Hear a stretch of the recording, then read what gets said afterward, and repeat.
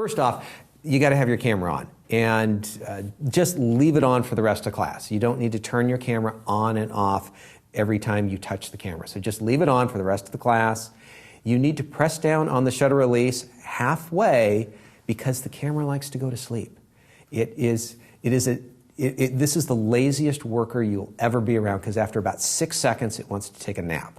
All right, and so in order to keep it awake, you just need to press down halfway on the shutter release. It does that to conserve battery power so the battery lasts as long as possible. If you don't like that, you can adjust it when we get to the menu system later. On the back of the camera is the command dial. This is the main go-to dial on the camera. So if you want to change something, this is the place that you are probably going to do it. However, sometimes there are two things that you want to change, and there is a sub-command dial, kind of on the opposite front side of the camera, and this is a secondary command dial. Sometimes these dials do these same things, sometimes you can switch them around, but these are kind of the go-to dials for changing a lot of the features on the camera. For moving focusing points around and navigating throughout the menu system and some other areas, the multi-selector, which is just a hard name for it.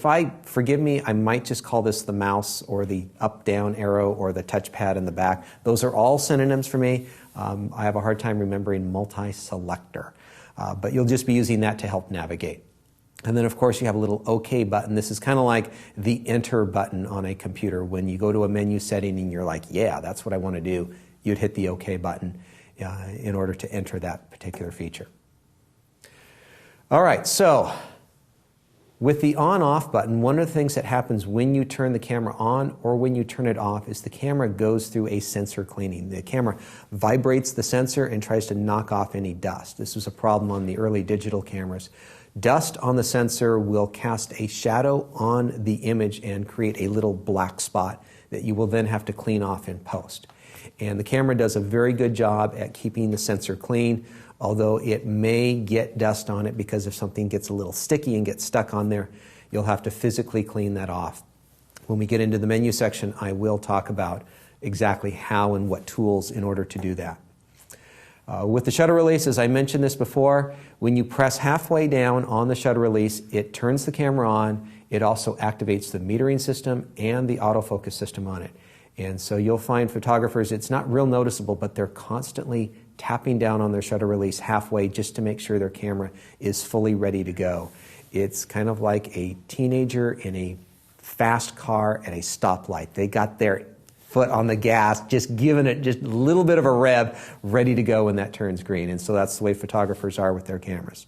And then, of course, you'll press all the way down to fire the shutter, but be very comfortable with pressing the shutter release halfway down on the camera. Next up, over on the left-hand side of the top of the camera is the mode dial. This is arguably one of the most important controls of the camera. This controls the exposure, the shutter speeds, and the apertures, and the style in which you adjust them. So let's take a closer look at the mode dial and all of the options on the camera. All right, we got to start where it's easy and simple, right? The full auto mode, the green camera auto mode is. Yeah, just leave it there and we're done with the class and we can go home. That isn't why you took this class. That is not why you are here, to just leave your camera in the auto mode. The auto mode will set shutter speeds. It'll set apertures for you. The camera will autofocus for you, and it'll do a bunch of other things that you may or may not want. It will pop up the flash and fire the flash if it's dark out. It's going to set a whole bunch of things in the menu, and one of the things that I find kind of irritating is it locks you out of a lot of the features in the menu. I call these child safety locks. So if you want to put your camera here, you're going to be limited with what you can do with the camera. And my guess is that if you're taking this class, if you're watching this, that's not what you want to do with this camera. Now, the fact of the matter is that the majority of people who buy this camera will use it in the full auto mode and never leave it. And so I congratulate you on taking this beyond that most basic level, because there is so much more that you can do outside of the auto mode. I find it very, very frustrating. In fact, if we meet at some point, and I've met some of my students like down in Yosemite National Park or something like that, I kind of just inherently, I look down to see where their camera is set. And and you don't want to be set here because it'll mean that you haven't learned anything from my class. So this is a great mode for handing your camera to your brother or your sister who doesn't know anything about photography and you just want them to take basic pictures with your camera. For yourself, hopefully by the end of class you'll have so much more knowledge on what you want to do, you won't want to use this mode. One of the most frustrating things to me is that it pops the flash up all the time and it has no idea if it's appropriate for that type of situation. Whether you might be in a church where they don't allow flash, or maybe you're in the upper stands of a big baseball stadium and that flash isn't going to do anything about illuminating the players down on the field. And so the camera does have a flash off. And this is the same as the full auto mode, only the flash won't fire. And so if you're going to loan your camera to your brother-in-law to go inside a museum and shoot pictures where they don't allow flash, you could set it here. And so they do have an option to turn that flash off, but you're going to want to go beyond it. All right, the scene mode, and I'm going to kind of throw in another mode here at the same time. The effects mode are, well, let's go to this, are ways that the camera will set the camera up for you. And this isn't what a lot of serious photographers do. You can put it in the scene or the effects mode, turn the command dial on the back of the camera, and you can adjust the camera for a variety of situations. Scene modes tries to set the camera up as far as picking the right shutter speeds, apertures, autofocus system, metering system for all these specific little scenarios up there. Portrait, landscape, child, sports, and the list goes on and on. And they seem to have, they're getting more and more of these scene modes all the time. And does this help out? A little bit. I don't particularly like these because whenever I put the camera to that mode, the child safety locks for all the other features are still turned on. And if something is really close to the way I want it, but not exact, I can't adjust it. For those who don't know anything more than we've talked about so far, these are better than the full auto mode, but we're going to go much beyond these. Now, the effects mode are different than the scene modes in that the effects are applying what I guess would be most commonly known as a Photoshop effect. It's like an Instagram filter over your images. And so, if you want to do a color sketch of your friend, it's not going to look like a photograph, it's going to look like a sketch that you would see on paper. And it might be fun to play around with these modes, but we're not going to spend a lot of time because anything that is done in the effects mode, you can do better on your own later if you have the right tools and the right knowledge in how to use it. And so you can have some fun here.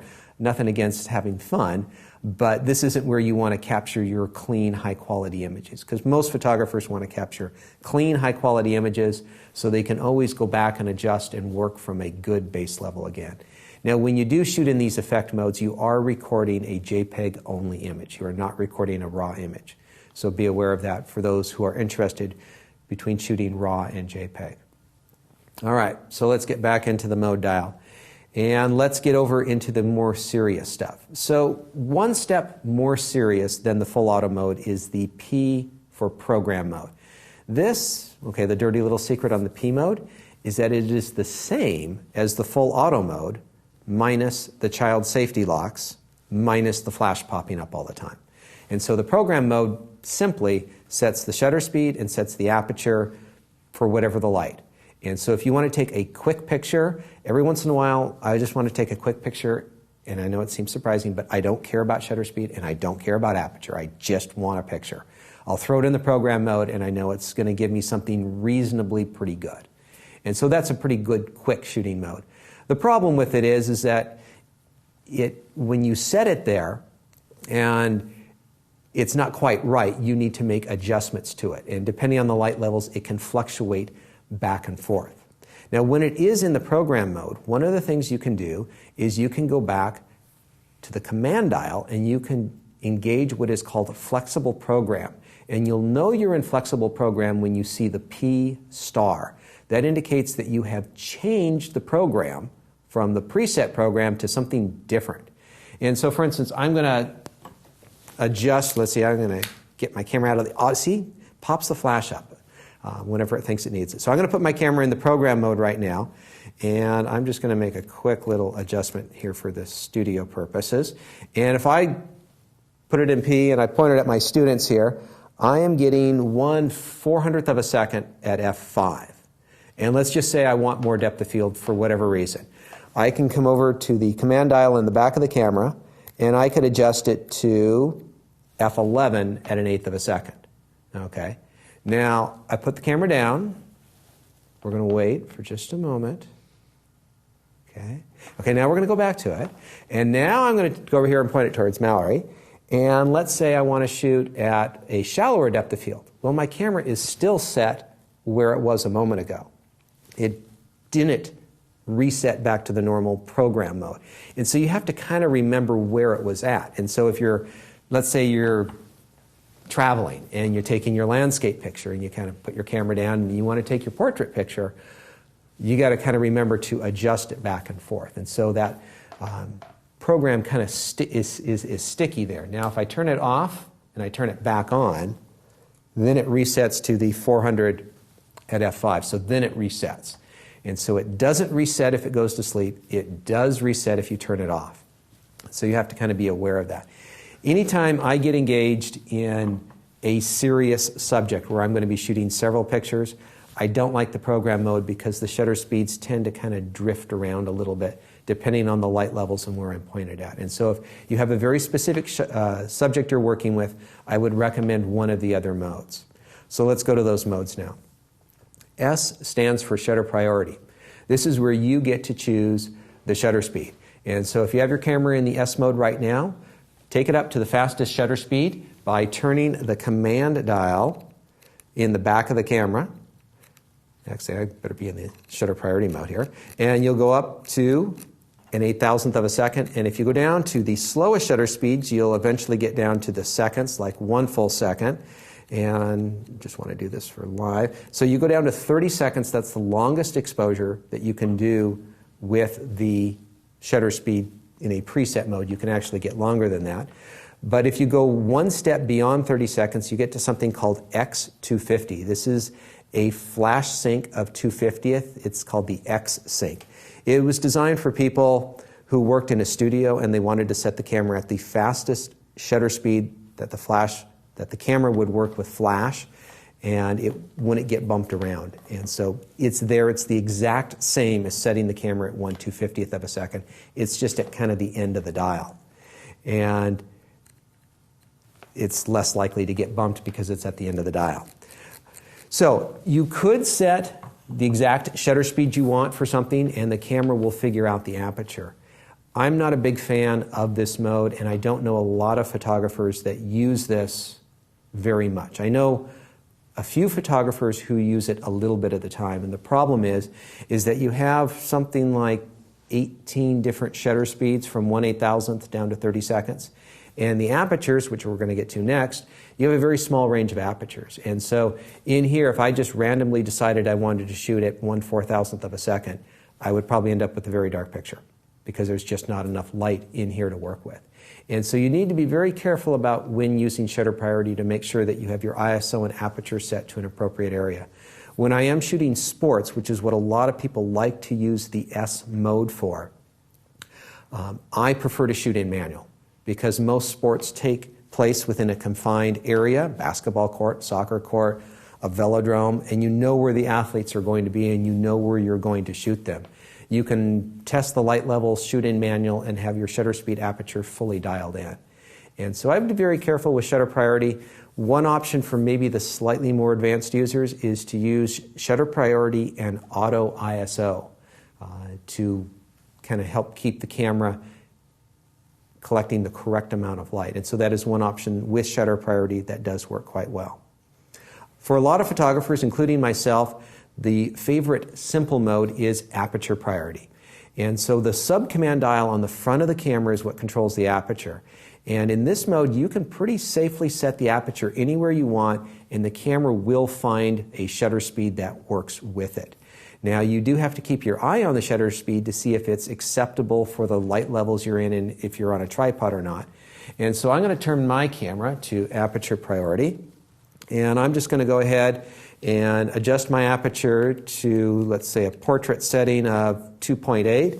And I'm getting a shutter speed of a 1/1600th of a second. I have my ISO set up a little bit for anyone who's wondering.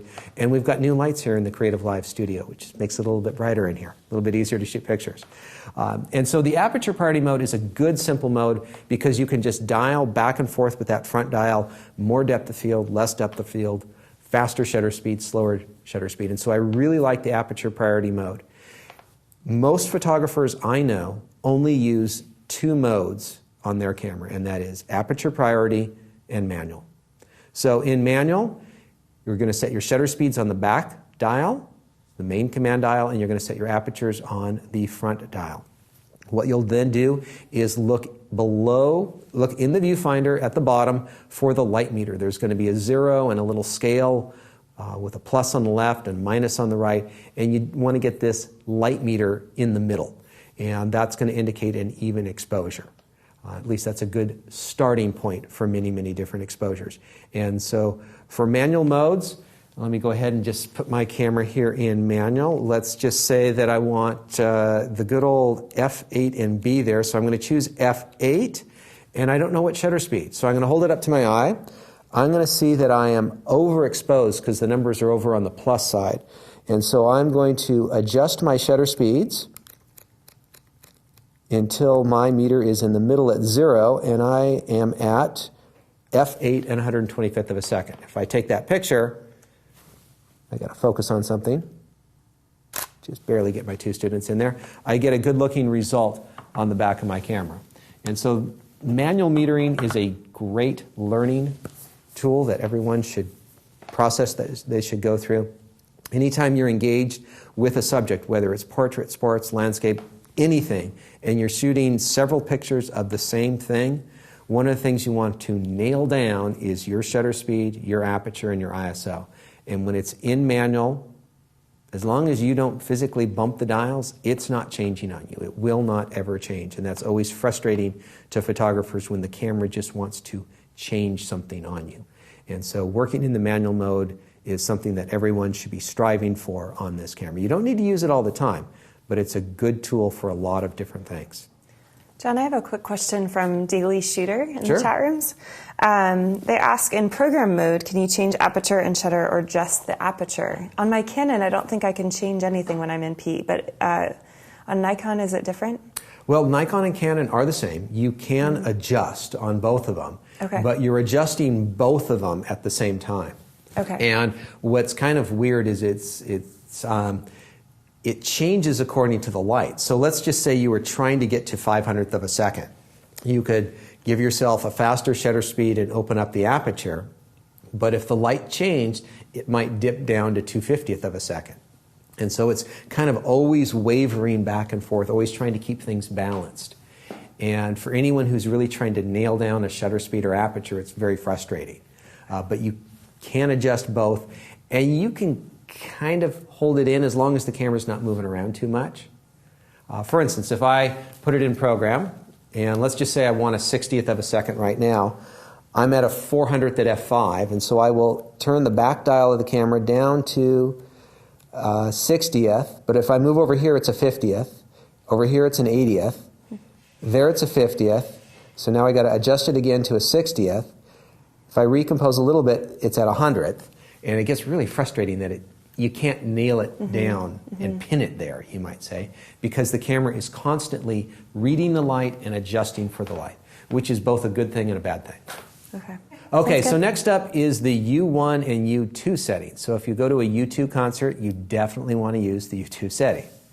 Now, U2 and U1 stand for user settings, and these are ones that you get to customize for anything that you do on a regular basis.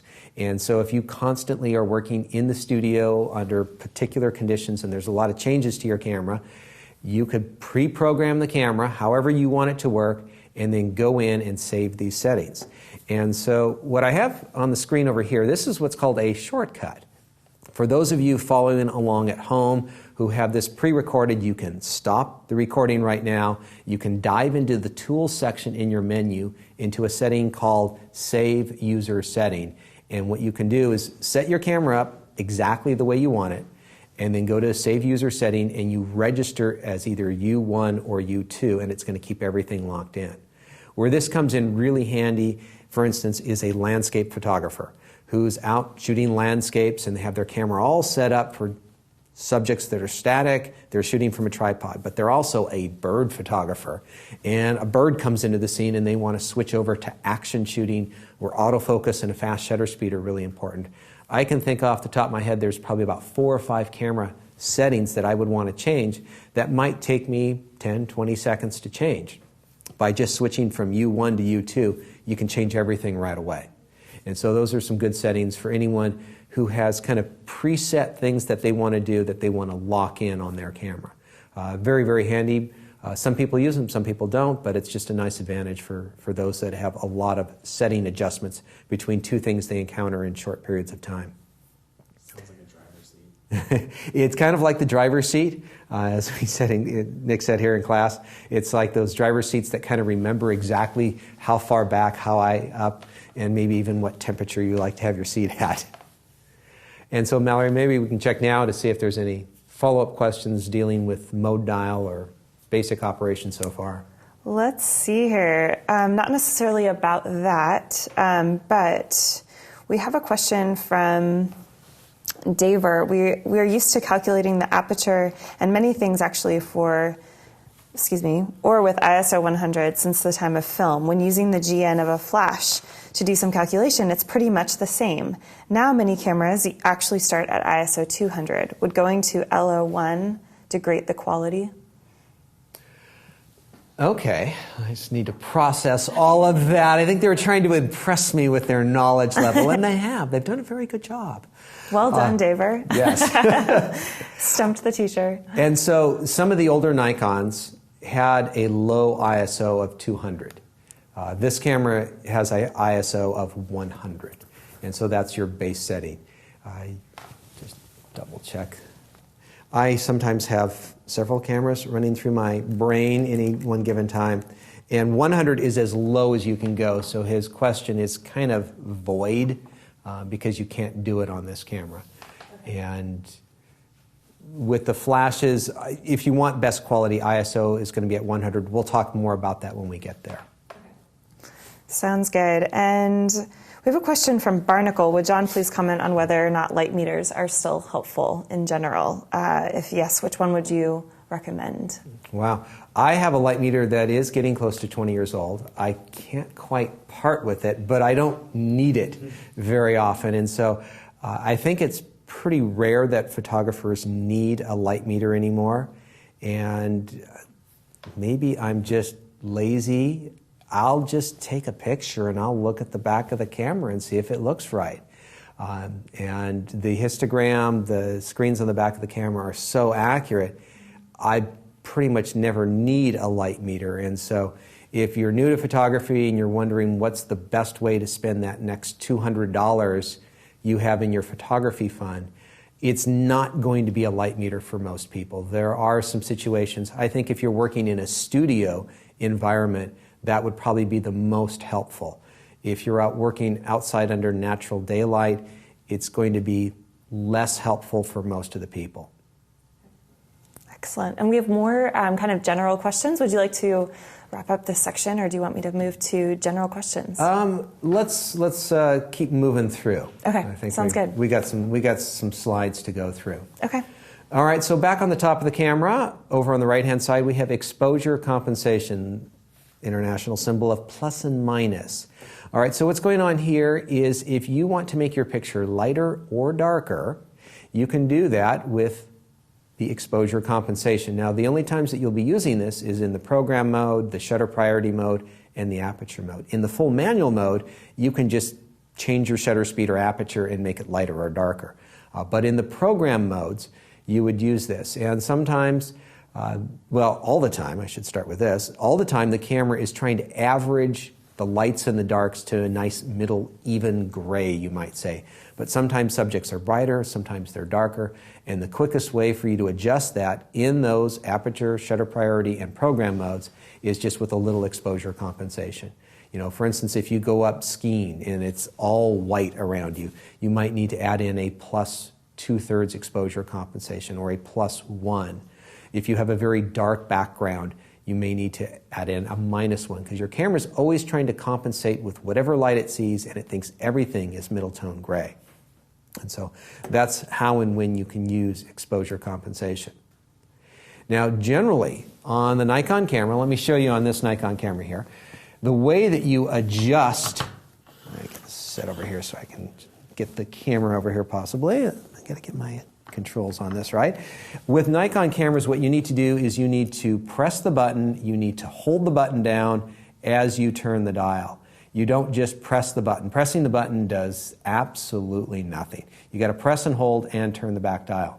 Some people think that pressing the button and turning the dial is too much work to go through, and or they come from a Canon camera, and let's just say in an aperture priority mode, the front dial is controlling the aperture.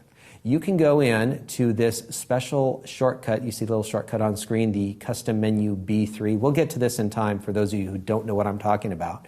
But if you want to go in, you can customize your camera so you don't need to press this button. All you do is turn the unused dial. Right now my camera does not have this turned on, and this dial back here will do nothing, but I could have it control the exposure compensation. And so if you're constantly using the exposure compensation, you can customize the camera so it's even faster to work. But for most people, I kind of like the safety precaution of pressing the button and turning the dial. Good way to make sure that you don't accidentally turn it. Next up front is an unlabeled little button with an orange dot in it. It is the movie recording button. We're going to talk about shooting videos with the camera on this a little bit later, but it's just a little bit off the main shutter release so that when you press, when you're shooting video, it's a very easy button press to get to. And I should mention on the movie record button, it won't just start recording movies unless you are in the movie recording mode. And so if I press it right now, it does nothing. And so you have to be in the movie mode, which we'll get to a little bit later. Next up is a button that's got a little pattern to it, and this is the metering pattern. This is the way the camera reads light. There are 3 different options: matrix, center weighted. Center weighted, by the way, is what cameras used to have like in the 60s and 70s. And then in the 80s, they started adding spot meters so that you can measure an area in a very tight circle in the middle of it. And this was really handy for people who didn't have digital cameras, and digital cameras did not exist at the time, and you could read a small area in the portion of the frame. Right now, for most of the photography I do, and for a lot of my classes, I just recommend matrix metering. It's a really good all-around metering system. There are some reasons why you might want to use a different metering system, but I think for beginners and for most people most of the time, the matrix metering will do a fantastic job, and I'm fully happy with it. It's an awesome tool right there. All right, next up, we have a little tiny symbol. It looks like Saturn, okay? And what this is, it's the focal plane of the sensor in the camera. If you need to know exactly where the sensor is, and it's very unlikely that you'll need this, but perhaps you've seen behind the scenes of how they make a movie, and you see somebody measuring the distance from the camera to the subject's face. What they're measuring is the distance to the focal plane. And that's where you would measure it on this particular camera. The control panel on the top of the camera is just all the basic settings. We're not going to go through all the settings. Most of them are pretty obvious, and we'll go through some of them a little bit later on. One thing to take note of is that in the brackets in the lower right-hand corner indicated on screen is how many pictures you have left. And this is an important number to know, but it comes at a cost, and this is a small complaint with Nikon that I have, in that it's in the control panel, they don't show you what ISO you're at. But in the menu system, you can choose whether you would rather see the ISO or the frame count. And I think ISO for general day-to-day shooting is more important than frame count, because many photographers are putting in reasonably large cards that will get you hundreds and hundreds of pictures, if not thousands. And so running out of pictures is not as big a deal as the days when we only got 36 in the camera. And so I'm going to recommend when we get to this menu setting to change it over to ISO display so that you can see your ISO right up there, as well as in the viewfinders you'll see in a little bit. We have new stereo microphones on this camera. Stereo mics are kind of new. The mics have been on the camera for a little while. This is the next generation of it. Although if you are recording movies, you're probably, and it's important to you, you'll probably want to add on an external mic. We'll talk about those later as well. The hot shoe on the camera is where you're going to mount flashes. We're going to talk about flashes a little bit later on. You know, it seems like half my class, I say, we'll be talking about that a little bit later on. We will get to it, trust me. It's just that there's a number of times when you encounter features on the camera.